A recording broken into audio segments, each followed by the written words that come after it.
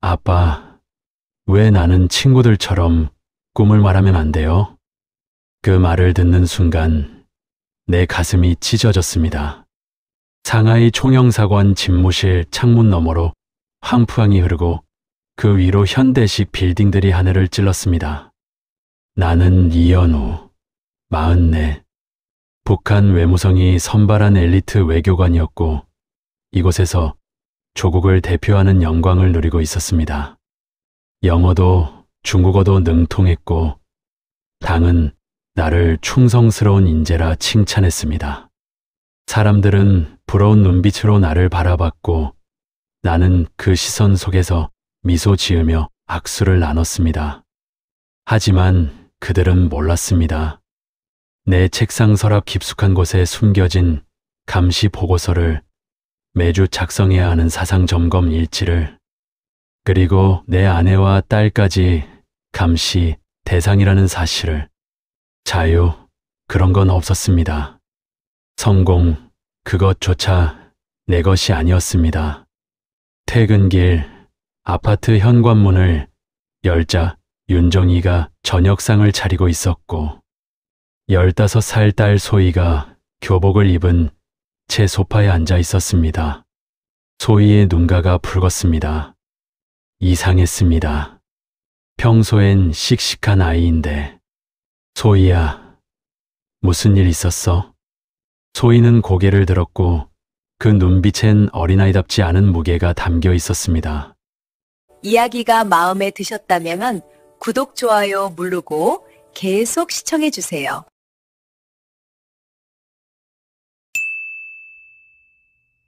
아빠, 오늘 학교에서 선생님이 물어봤어요. 장래의 희망이 뭐냐고. 그래서 저는 피아니스트가 되고 싶다고 했어요. 정희의 손이 멈췄습니다. 나도 숨이 막혔습니다. 그 순간 소희의 목소리가 떨리기 시작했습니다. 그런데 선생님이 그러셨어요. 외교관 자녀는 국가를 대표하는 존재니까 사적인 꿈을 말하는 건 반동의 시작이래요. 그냥 당이 정해준 길을 가라고. 아이는 더 이상 말을 잇지 못하고 고개를 숙였습니다. 나는 아무 말도 할 수 없었습니다. 이놈들, 15살 아이의 꿈마저 빼앗는구나. 정희가 소희를 안았고 나는 그 모습을 바라보며 주먹을 쥐었습니다. 손톱이 손바닥에 파고들었지만 아프지 않았습니다. 분노가 모든 감각을 집어삼켰으니까. 그날 밤 잠들지 못하고 천장을 바라봤습니다. 정희의 고른 숨소리가 들렸고 옆방에선 소희가 뒤척이는 소리가 새어나왔습니다. 나는 깨달았습니다. 국가가 우리를 보호하는 게 아니라 우리의 미래를 빼앗고 있다는 사실을. 이 붉은 깃발 아래에선 내 딸이 결코 자유로운 사람이 될 수 없다는 사실을. 그렇다면 답은 하나였습니다. 떠나야 한다. 이 모든 것을 버리고 딸에게 다른 길을 열어줘야 한다. 황푸강 건너편 자유의 세계가 불빛을 반짝이고 있었습니다. 나는 창문 너머 그 빛을 응시하며 돌이킬 수 없는 결심을 품었습니다. 결심은 했지만 실행은 다른 문제였습니다. 다음 날 아침 총영사관으로 출근하는 길은 평소와 똑같았습니다. 똑같은 경비원, 똑같은 인사, 똑같은 복도. 하지만 모든 것이 달라 보였습니다. 저 감시 카메라가, 저 동료들의 시선이 이제는 감옥의 창살처럼 느껴졌습니다. 책상에 앉아 서류를 펼쳤지만 글자가 눈에 들어오지 않았습니다. 머릿속엔 오직 하나, 탈출 계획만이 맴돌았습니다. 외교관 가족의 이탈. 그것은 단순한 탈북이 아니었습니다. 반역이었고 배신이었고 삼족을 멸하는 죄였습니다. 평양에 계신 어머니는 어떻게 될까? 동생은, 조카들은 손이 떨렸습니다. 그때 전화벨이 울렸습니다. 평양 본부였습니다. 동무, 다음 주 귀국 명령이 내려왔소. 재교육 프로그램 참석 대상자요. 재교육. 그 단어의 의미를 나는 너무 잘 알고 있었습니다. 의심받는 자들을 가두고 사상을 점검하고 때로는 돌아오지 못하는 곳. 알겠습니다. 전화를 끊는 순간 등골이 서늘해졌습니다. 시간이 없다. 지금 아니면 영영 기회가 없다. 점심시간 나는 총영사관 뒷골목으로 나갔습니다. 손에 쥔 건 몇 달 전 우연히 손에 넣은 명함 한 장. 한국 선교 네트워크 연락처였습니다. 당시엔 그저 호기심에 주머니에 넣어뒀던 것이었는데 이제는 생명줄이 되었습니다. 공중전화 부스에서 숨을 고르고 번호를 눌렀습니다. 신호음이 3번 울렸고 낯선 남자의 목소리가 들렸습니다. 여보세요? 저는 말이 나오지 않았습니다. 이 통화가 감청되고 있다면, 이 사람이 함정이라면, 그때 소희의 눈물이 떠올랐습니다. 나가고 싶습니다. 가족과 함께. 짧은 침묵 뒤 남자가 조용히 말했습니다. 내일 오후 3시 예월로 카페. 창가 자리에 앉아 계세요. 전화가 끊어졌습니다. 나는 부스 밖으로 나와 하늘을 올려다봤습니다. 상하이의 회색 하늘 아래서 나는 돌아올 수 없는 강을 건너기 시작했습니다. 그날 밤 정희에게 모든 것을 털어놨습니다. 여보, 우리 떠나야 해. 정희는 놀란 눈으로 나를 바라봤습니다. 무슨, 다음 주면 나 평양으로 끌려가. 재교육 영영 떨어졌어. 정희의 얼굴이 하얗게 질렸습니다. 그녀도 알고 있었습니다. 재교육에서 돌아온 사람들의 눈빛이 어땠는지를. 소희는 어떻게 해? 그래서 가는 거야. 소희 때문에.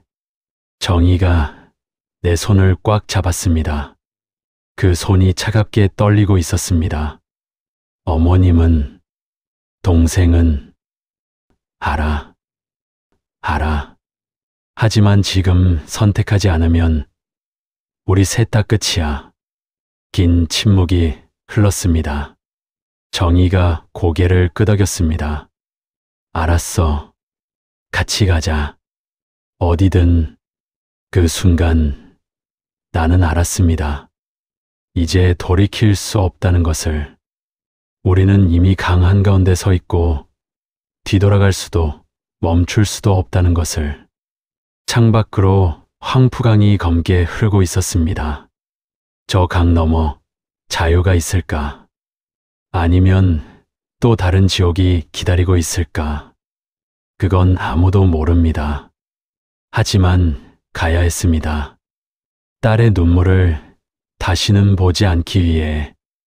다음 날 오후 3시 예월로 카페. 나는 창가 자리에 앉아 커피를 주문했습니다. 손이 떨려 컵을 들 수조차 없습니다. 주변을 둘러봤습니다. 저 남자는 보안원이 아닐까? 저 여자는 감시원이 아닐까? 모든 사람이 적으로 보였습니다. 10분쯤 지났을까 중년 남자가 내 맞은편에 앉았습니다. 평범한 안경, 평범한 정장.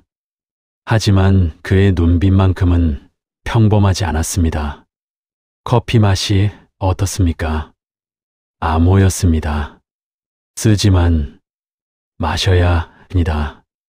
남자가 고개를 끄덕이며 조용히 말했습니다. 시간이 없습니다. 일주일 안에 움직여야 합니다. 가족 모두 여권 있습니까? 있습니다. 좋습니다. 이번 주말 항저우 관광을 빌미로 떠나십시오. 거기서 우리 사람이 받을 겁니다. 남자가 냅킨에 뭔가를 적어 건넸습니다. 호텔 이름과 방 번호였습니다. 짐은 최소한으로. 의심받으면 끝입니다. 그리고 남자가 잠시 말을 멈췄습니다. 뒤돌아보지 마십시오. 한 번 건너면 다시는 돌아올 수 없습니다. 알고 있었습니다. 하지만 직접 듣는 순간 가슴이 무너졌습니다. 남자는 자리에서 일어나 나갔고 나는 혼자 남아 냅킨을 주머니에 넣었습니다. 이제 진짜 시작이다. 그날 저녁 집으로 돌아가는 길이 유난히 길게 느껴졌습니다. 매일 걷던 거리인데 오늘따라 모든 것이 선명했습니다. 저 가로수도, 저 간판도, 저 웃고 있는 사람들도. 이제 다시는 볼 수 없을지 모른다는 생각에 발걸음이 무거워졌습니다. 집에 들어서자 소희가 뛰어나왔습니다. 아빠, 주말에 여행 간다며? 정희가 이미 소희에게 말해둔 모양이었습니다. 그래, 항저우 가는 거야. 예쁜 곳이라던데. 진짜? 나 처음이야. 소희의 밝은 미소를 보며 가슴이 찢어졌습니다. 이 아이는 모릅니다. 이것이 단순한 여행이 아니라 생과 사의 경계를 넘는 도박이라는 것을. 주말이 왔습니다. 아침 일찍 기차역으로 향했습니다. 가방 하나, 그 안엔 옷 몇 벌과 여권, 그리고 소희의 낡은 인형 하나. 그게 전부였습니다. 평생 모은 것들을 모두 두고 떠나는 기분은 이상했습니다. 가벼우면서도 무겁게 짓눌리는 느낌. 기차 안에서 창밖을 바라봤습니다. 상하이가 점점 멀어졌고 낯선 풍경이 펼쳐졌습니다. 정희가 내 손을 꽉 잡았고 소희는 신나서 창밖을 구경했습니다. 평범한 가족, 여행처럼 보였을 겁니다. 하지만 내 심장은 미친 듯이 뛰고 있었습니다. 항저우 호텔에 도착했습니다. 체크인을 마치고 방에 들어서는 순간 누군가 문을 두드렸습니다. 또 다른 남자였습니다. 그가 낮은 목소리로 말했습니다. 오늘 밤 12시 뒷문으로 나오십시오. 검은색 벤이 기다리고 있을 겁니다. 알겠습니다. 문이 닫혔습니다. 12시까지 8시간. 나는 침대에 앉아 시계를 바라봤습니다. 초침 소리가 너무 크게 들렸습니다. 똑, 똑, 똑. 마치 심장 소리 같았습니다. 정희가 다가와 속삭였습니다. 괜찮아? 모르겠어. 정말 모르겠어. 후회돼. 나는 고개를 저었습니다. 후회는 없어. 두려울 뿐이야. 정희가 내 어깨에 머리를 기댔습니다. 나도 무서워. 우리는 그렇게 한참을 말없이 앉아 있었습니다. 그리고 마침내 시계가 12시를 가리켰습니다. 일어날 시간이었습니다. 더 이상 보호받는 외교관이 아니라 사냥당하는 도망자로 살아갈 시간. 우리는 조용히 짐을 챙기고 소희의 손을 잡고 뒷문을 향해 걸었습니다.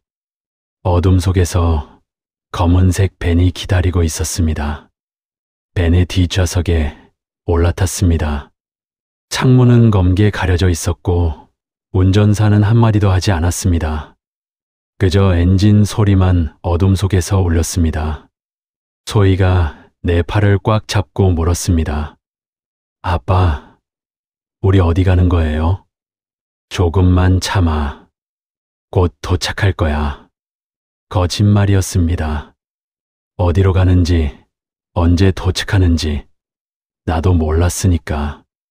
배는 2시간을 달렸고 상하이 외곽의 낡은 아파트 단지 앞에 멈춰 섰습니다. 운전사가 처음으로 입을 열었습니다. 3층, 302호. 한 달 동안 여기 계십시오. 절대 밖에 나가지 마시고 창문도 열지 마십시오. 그게 전부였습니다. 우리는 짐을 들고 계단을 올라갔습니다. 302호 문을 열자 곰팡이 냄새가 코를 찔렀습니다. 좁은 원룸, 낡은 침대 하나, 부서진 싱크대. 이것이 우리의 새로운 집이었습니다. 정희가 주저앉으며 한숨을 내쉬었습니다. 소희는 멍하니 방 안을 둘러봤습니다. 여기서 자는 거예요? 나는 대답할 수 없었습니다. 그날 밤부터 지옥 같은 나날이 시작되었습니다. 창문을 열 수 없었습니다. 햇빛도 들어오지 않는 방에서 우리는 숨죽이며 지냈습니다. 복도에서 발소리만 들려도 온몸이 얼어붙었습니다. 문을 두드리는 소리에는 심장이 멎는 줄 알았습니다. 밖에 나갈 수도 없었습니다. 식사는 일주일에 2번, 누군가 문 앞에 놓고 가는 도시락이 전부였습니다. 차가운 밥과 시든 채소. 소희는 처음엔 먹지 못하고 울었습니다. 아빠, 배고파요. 그 말을 들을 때마다 가슴이 찢어졌습니다. 나는 무기력했습니다. 딸에게 따뜻한 밥 한 끼 못 먹이는 아비였습니다. 외교관이었던 나, 엘리트였던 나는 이제 아무것도 아니었습니다. 일주일이 지나고 2주일이 지났습니다. 소희는 점점 말이 없어졌습니다. 밤마다 악몽을 꾸고 깨어나서 울었습니다. 아빠, 우리 잘못한 거 아니에요? 어느 날 밤 소희가 떨리는 목소리로 물었습니다. 우리가 나쁜 짓을 한 거 아니에요? 그래서 이렇게 숨어 사는 거예요? 정희가 소희를 끌어안았습니다. 아니야, 소희야. 우리는 잘못한 게 없어. 그럼 왜 이렇게 살아야 해요? 나는 아무 대답도 할 수 없었습니다. 목구멍이 막혀 말이 나오지 않았습니다. 그날 밤 정희가 조용히 울었습니다. 소리내지 않고 어깨만 떨리게. 나는 그 모습을 바라보며 주먹을 쥐었습니다. 내가 이 선택을 한 건가? 아니면 선택당한 건가? 한 달이 지났습니다. 어느 날 새벽 문을 두드리는 소리가 들렸습니다. 우리는 모두 깨어나 숨을 죽였습니다. 또 발각된 건 아닐까? 보안원이 온 건 아닐까? 하지만 문 밖에서 들려온 건 익숙한 목소리였습니다. 준비하십시오. 오늘 밤 출발합니다. 선교 네트워크 사람이었습니다. 어디로 갑니까? 국경을 넘습니다. 그 다음은 태국. 그리고 남자가 잠시 말을 멈췄습니다. 자유입니다. 자유. 그 단어가 이렇게 멀게 느껴질 줄 몰랐습니다. 우리는 서둘러 짐을 챙겼습니다. 가진 것이 없으니 금방 끝났습니다. 소희가 낡은 인형을 꼭 안고 있었습니다. 정희는 떨리는 손으로 옷깃을 여미고 있었습니다. 나는 방 안을 마지막으로 둘러봤습니다. 한 달 동안 지옥 같았던 이곳. 하지만 동시에 우리를 지켜준 은신처이기도 했습니다. 문을 열고 나서는 순간 복도의 차가운 공기가 얼굴을 스쳤습니다. 이제 진짜 국경을 넘는다. 더 이상 돌아갈 곳은 없다. 계단을 내려가며 나는 뒤를 돌아보지 않았습니다. 앞만 보고 걸었습니다. 소희의 손을 잡고 정희의 어깨를 감싸며 밖에는 또 다른 벤이 기다리고 있었습니다. 우리는 다시 어둠 속으로 들어갔습니다. 이번엔 더 먼 곳을 향해 벤은 밤새 달렸습니다. 창밖으로 도시의 불빛이 사라지고 어둠만 남았습니다. 산길을 오르고 내리며 차는 흔들렸고 소희는 내 품에서 잠들었습니다. 정희는 눈을 감고 있었지만 떨리는 입술로 보아 잠든 것은 아니었습니다. 새벽 5시쯤 차가 멈췄습니다. 운전사가 뒤를 돌아보며 말했습니다.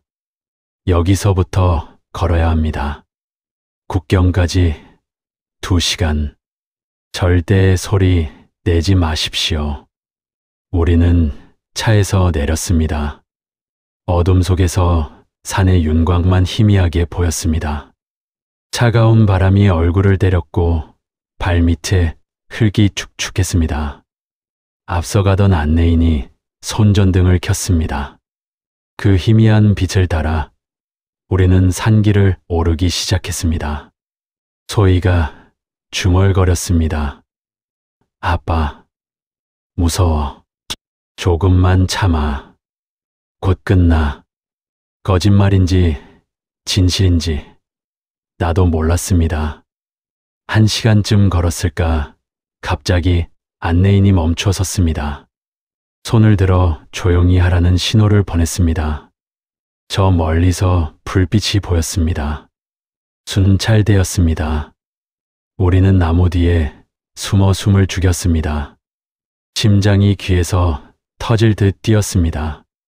소희가 떨리는 손으로 내 옷을 움켜쥐었습니다. 순찰대의 목소리가 들렸습니다. 멀어지는 발소리, 그리고 다시 찾아온 정적. 안내인이 손짓했습니다. 다시 움직일 때였습니다. 우리는 더 빠르게 걸었습니다. 숨이 가팠고 다리가 후들거렸지만 멈출 수 없었습니다. 마침내 안내인이 멈춰 서며 말했습니다. 저 강이 국경입니다. 건너면 라오스입니다. 강. 어둠 속에서 물소리만 들렸습니다. 얼마나 깊은지, 얼마나 넓은지 알 수 없었습니다. 배가 있습니까? 없습니다. 걸어서 건너야 합니다. 정희가 나를 바라봤습니다. 그 눈빛에 두려움이 가득했습니다. 소희는 수영을 못하는데 제가 업고 갈게요. 안내인이 소희를 업었습니다. 소희가 울먹이며 나를 바라봤습니다. 아빠, 괜찮아. 아빠가 바로 옆에 있어. 우리는 강물 속으로 들어갔습니다. 차가웠습니다. 뼛속까지 스며드는 추위. 물은 허리까지 차올랐고 발밑에 돌이 미끄러웠습니다. 한 발 한 발 조심스럽게 나아갔습니다. 중간쯤 왔을 때 정희가 비틀거렸습니다. 여보. 나는 재빨리 정희의 팔을 잡았습니다. 물살이 세졌습니다.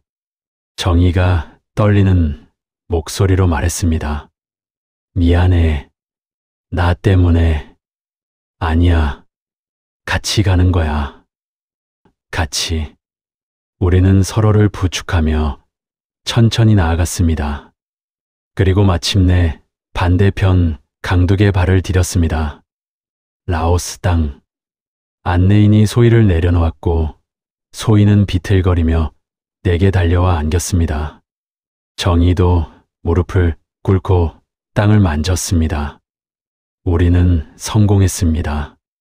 국경을 넘었습니다. 하지만 끝이 아니었습니다. 여기서 태국까지 또 다른 여정이 기다리고 있었습니다. 사흘 동안 트럭 짐칸에 숨어 이동했습니다. 어둠 속에서 물과 빵 몇 조각으로 버텼습니다. 몸은 지쳤지만 마음만큼은 조금씩 가벼워졌습니다. 그리고 마침내 태국 이민 수용소에 도착했습니다. 철조망 너머로 건물들이 보였습니다. 수용소 정문을 지나 안으로 들어서자 한국말을 하는 남자가 우리에게 다가왔습니다. 이현우 씨 가족 맞으십니까? 네, 맞습니다. 그가 미소를 지으며 말했습니다. 이제 안전합니다. 환영합니다. 그 순간 정의가 무너졌습니다. 바닥에 주저앉아 소리내어 울었습니다. 나도 더 이상 참을 수 없었습니다. 눈물이 쏟아졌습니다. 소희도 울었습니다. 우리는 서로를 껴안고 끝없이 울었습니다. 두려움의 눈물이었습니다. 안도의 눈물이었습니다. 그리고 새로운 시작의 눈물이었습니다. 수개월의 악몽이 끝났습니다. 우리는 살아남았습니다. 강을 건넜고 국경을 넘었고 마침내 자유를 향한 문 앞에 섰습니다. 이제 진짜 새로운 삶이 시작되는 것입니다. 인천공항에 내렸을 때 가슴이 벅찼습니다. 대한민국, 자유의 땅, 그토록 꿈꾸던 곳이었습니다. 하지만 공항 밖으로 나서는 순간 현실이 우리를 짓눌렀습니다. 신분증도 없었고 돈도 없었고 갈 곳도 없었습니다. 정부에서 제공한 임시 거처는 경기도 예각의 작은 원룸이었습니다. 곰팡이 냄새 나는 방, 낡은 가구, 깨진 창문, 상하이 총영사관 관사와는 비교할 수 없었습니다. 소희가 방 안을 둘러보며 조용히 물었습니다. 여기서 사는 거예요? 그래, 잠깐만, 곧 나아질 거야. 또 거짓말을 했습니다. 언제 나아질지 나도 몰랐으니까. 하나원에서 석 달간 교육을 받았습니다. 한국 사회 적응, 취업 준비, 심리 상담, 모든 것이 다 썰었습니다. 나는 44. 외교관 경력은 아무 쓸모가 없었습니다. 취업 상담사가 말했습니다. 학력이나 경력을 인정받기 어렵습니다. 우선 단순 노동부터 시작하시는 게. 단순 노동. 나는 고개를 끄덕였습니다. 선택권이 없었습니다. 첫 직장은 편의점이었습니다. 야간 근무, 밤 10시부터 아침 6시까지. 시급 9,500원. 손님을 맞이하고 물건을 정리하고 바닥을 닦았습니다. 어느 날 밤 취한 손님이 소리쳤습니다. 야, 담배 줘봐, 빨리. 네, 잠시만요. 어디서 굼뜨게. 탈북자 맞지? 말투 들으니까 바로 알겠네. 나는 아무 말도 하지 않았습니다. 그저 담배를 건네고 고개를 숙였습니다. 자존심, 그런 건 이미 버렸습니다. 가족을 먹여 살려야 했으니까. 정의는 식당에서 일했습니다. 설거지와 청소. 손이 거칠어졌고 허리가 아팠지만 불평하지 않았습니다. 밤마다 파스를 붙이는 모습을 보며 가슴이 찢어졌습니다. 여보, 미안해. 뭐가 미안해. 우리 살아있잖아. 정의는 그렇게 말하며 웃었습니다. 하지만 그 웃음 뒤에 숨겨진 고통을 나는 알고 있었습니다. 가장 힘든 건 소희였습니다. 학교에 전학을 갔지만 적응하지 못했습니다. 아이들은 소희를 피했고 선생님들은 동정 어린 시선을 보냈습니다. 어느 날 소희가 울며 돌아왔습니다. 교복이 찢어져 있었습니다. 무슨 일이야? 소희는 고개를 저었습니다. 아무것도 아니에요. 소희야, 아빠한테 말해봐. 애들이 저보고 빨갱이래요. 냄새 난다고. 가까이 오지 말래요. 정희가 소희를 끌어안았습니다. 나는 주먹을 쥐었습니다. 손톱이 손바닥에 파고들었지만 아프지 않았습니다. 이게 자유인가? 이게 우리가 모든 걸 걸고 찾아온 세상인가? 밤마다 자책했습니다. 내가 잘못 선택한 건 아닐까? 그냥 북에 남았어야 했던 건 아닐까? 하지만 아침이 되면 다시 일어났습니다. 편의점으로 가고 정희는 식당으로 갔습니다. 우리는 포기하지 않았습니다. 몇 달이 지났습니다. 소희가 조금씩 웃기 시작했습니다. 학교에서 친구 한 명이 생겼다고 했습니다. 정희의 식당 사장님이 월급을 올려줬습니다. 나도 편의점에서 주간으로 자리를 옮겼습니다. 작은 변화들이었습니다. 하지만 그 작은 변화들이 우리를 지탱했습니다. 어느 날 저녁, 셋이서 작은 식탁에 둘러앉아 라면을 끓여 먹었습니다. 식탁은 삐걱거렸고 의자는 불편했지만 우리는 함께였습니다. 소희가 라면을 후루룩 먹으며 말했습니다. 아빠, 이거 진짜 맛있다. 정희가 웃었습니다. 나도 웃었습니다. 그 순간 깨달았습니다. 우리는 모든 것을 잃었습니다. 명예도, 재산도, 지위도. 하지만 잃지 않은 게 있었습니다. 서로였습니다. 가족이었습니다. 그리고 함께 웃을 수 있는 평범한 순간이었습니다. 창밖으로 서울의 야경이 보였습니다. 수많은 불빛들이 반짝이고 있었습니다. 우리도 저 불빛 중 하나가 될 것입니다. 언젠가는. 손을 놓지 않는 한 1년이 지났습니다. 편의점 야간 근무를 마치고 집으로 돌아가던 어느 날 길에서 전단지를 받았습니다. 탈북민 지원센터 상담사 모집, 외교관 경력자 우대. 손이 멈췄습니다. 외교관 경력자. 그 단어가 이렇게 반가울 줄 몰랐습니다. 나에게도 아직 쓸모가 있다는 것, 과거가 완전히 무의미하지 않다는 것. 망설였습니다. 월급은 편의점보다 적었습니다.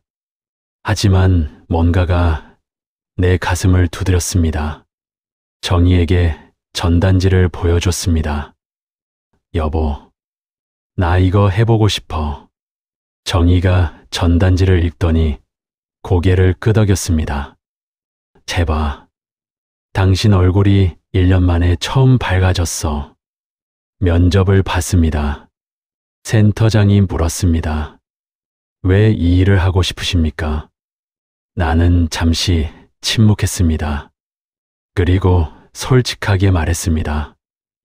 제가 그 길을 걸어왔으니까요. 그 두려움을, 그 절망을 아니까요. 그래서 누군가의 손을 잡아주고 싶습니다. 센터장이 미소 지었습니다. 합격입니다. 새 직장에서 첫날 상담실 문을 열었습니다. 책상과 의자, 창문 너머로 보이는 하늘. 평범한 사무실이었지만 내게는 새로운 세상이었습니다. 첫 상담자가 들어왔습니다. 30대 초반 남자. 눈빛이 불안했고 손이 떨렸습니다. 저는 혼자 왔어요. 가족은 북에 두고. 그 순간 내 가슴이 무너졌습니다. 나는 알고 있었습니다. 그 죄책감을, 그 외로움을. 괜찮습니다. 천천히 말씀하세요. 제가 옆에 있으니까요. 남자가 고개를 들었습니다. 그 눈에 눈물이 고였습니다. 제가 살아도 되는 건가요? 당연합니다. 당신은 살기 위해 여기 온 겁니다. 잘못한 게 아닙니다. 남자가 울기 시작했습니다. 나는 조용히 티슈를 건넸습니다. 그날 이후 매일 사람들을 만났습니다. 가족을 잃은 사람, 적응하지 못하는 사람, 차별에 시달리는 사람, 모두 나와 같은 상처를 안고 있었습니다. 나는 그들의 손을 잡았습니다. 말해줬습니다. 당신은 혼자가 아닙니다.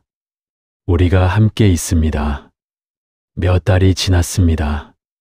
어느 날 상담을 마치고 집으로 돌아가는 길에 소희에게서 전화가 왔습니다.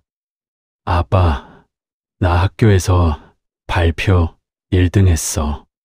진짜? 무슨 발표? 통일에 대한 발표. 선생님이 정말 잘했다고 칭찬해 주셨어. 목소리가 들떠 있었습니다. 1년 전 울며 돌아오던 그 아이가 아니었습니다. 집에 도착하자 소희가 뛰어나왔습니다. 손에 상장을 들고 있었습니다. 아빠, 봐봐 이거. 나는 상장을 받아 들었습니다. 우수상 미소희. 글자가 흐려 보였습니다. 눈물 때문이었습니다. 정희가 저녁상을 차리며 말했습니다. 오늘 사장님이 저 정규직으로 전환해 주신대요. 4대 보험도 들어주신다고. 정말? 응. 우리 이제 진짜 뿌리 내리는 것 같아. 그날 밤 셋이서 식탁에 둘러앉았습니다. 여전히 작은 원룸이었지만 더 이상 좁게 느껴지지 않았습니다. 소희가 물었습니다. 아빠는 행복해? 나는 소희의 눈을 바라봤습니다. 그리고 정희를 바라봤습니다. 행복해. 너희가 있으니까. 소희가 웃었습니다. 정희도 웃었습니다. 나는 깨달았습니다. 나는 더 이상 명예로운 외교관이 아니었습니다. 하지만 사람을 구하는 사람이 되었습니다. 상처받은 이들의 손을 잡아주는 사람이 되었습니다. 그것이 내 진짜 이름이었습니다. 창밖으로 봄바람이 불어왔습니다. 새로운 계절이 오고 있었습니다. 우리는 겨울을 견뎌냈습니다. 이제 봄을 맞이할 차례였습니다. 모든 것을 잃었지만 진짜 가치를 찾았습니다. 가족과 함께 웃을 수 있는 평범한 행복. 누군가에게 희망을 줄 수 있는 삶. 그것이 우리가 강을 건너며 찾아 헤맨 자유였습니다. 3년이 흘렀습니다. 계절이 12번 바뀌고 우리는 조금씩 변해갔습니다. 소희는 고등학교 3학년이 되었고 정희는 식당에서 부주방장이 되었습니다. 나는 여전히 탈북민 지원센터에서 일했습니다. 작은 원룸에서 투룸 아파트로 이사했습니다. 새 가구를 들이고 벽에 가족 사진을 걸었습니다. 평범한 집이었지만 우리에겐 궁전이었습니다. 어느 토요일 아침 소희가 봉투를 들고 거실로 나왔습니다.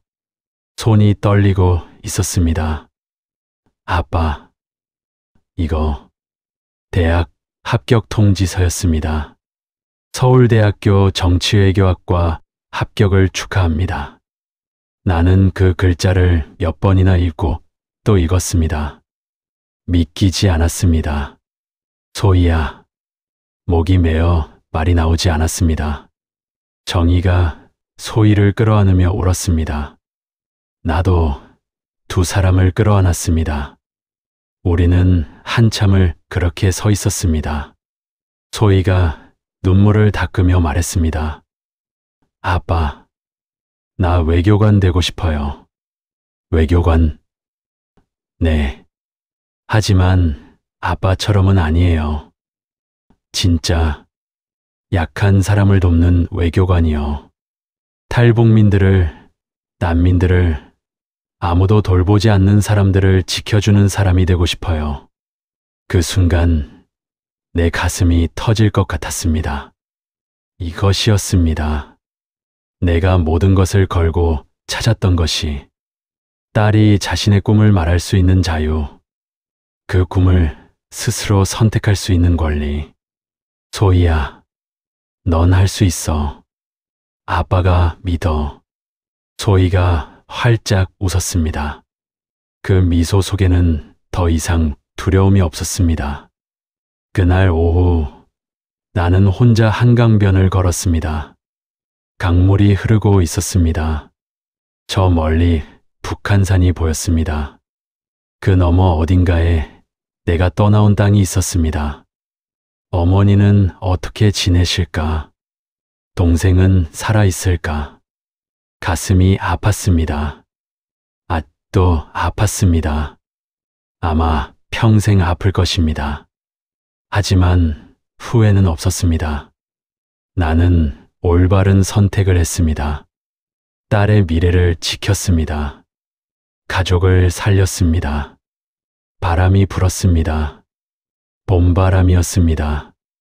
핸드폰이 울렸습니다. 센터에서 온 문자였습니다. 새로운 탈북자, 가족, 입국, 내일 상담 예정. 나는 미소 지었습니다. 또 누군가가 강을 건넜습니다. 또 누군가가 자유를 찾아왔습니다. 그리고 나는 그들의 손을 잡아줄 것입니다. 내가 받았던 도움을 이제는 내가 건네줄 차례였습니다. 집으로 돌아가는 길 편의점에 들렀습니다. 1년 전까지 내가 일하던 곳이었습니다. 카운터에는 새로운 알바생이 서 있었습니다. 젊은 남자였습니다. 눈빛이 불안했습니다. 말투를 들으니 탈북민인 것 같았습니다. 물건을 계산하며 그에게 말했습니다. 힘내세요. 처음엔 다 힘들어요. 남자가 놀란 눈으로 나를 바라봤습니다. 어떻게? 저도 여기서 일했거든요. 지금은 탈북민 지원센터에서 일해요. 힘들면 언제든 연락하세요. 명함을 건넸습니다. 남자가 명함을 받아들며 고개를 숙였습니다. 감사합니다. 밖으로 나서며 하늘을 올려다봤습니다. 구름 사이로 햇살이 쏟아지고 있었습니다. 우리는 강을 건넜습니다. 어둠을 지나 빛으로 왔습니다. 앞으로도 힘든 날이 있을 것입니다. 눈물 흘릴 날도 넘어질 날도 있을 것입니다. 하지만 우리는 알고 있습니다. 자유는 공짜로 주어지는 것이 아니라는 것을, 매일 지켜내야 하는 것이라는 것을, 그리고 함께 손잡고 일어서야 하는 것이라는 것을. 집 앞에 도착했습니다. 창문에 불이 켜져 있었습니다. 정희와 소희가 저녁을 준비하고 있을 것입니다. 나는 문을 열고 들어갔습니다. 다녀왔습니다. 어서 와요. 소희의 밝은 목소리가 들렸습니다. 나는 신발을 벗으며 미소 지었습니다. 이것이 우리가 찾아 헤맨 자유였습니다. 함께 밥 먹고, 함께 웃고, 함께 꿈꿀 수 있는 평범한 일상. 그리고 그 평범함이 기적이었습니다. 푸른 강을 건너온 우리 가족의 이야기는 이렇게 계속됩니다.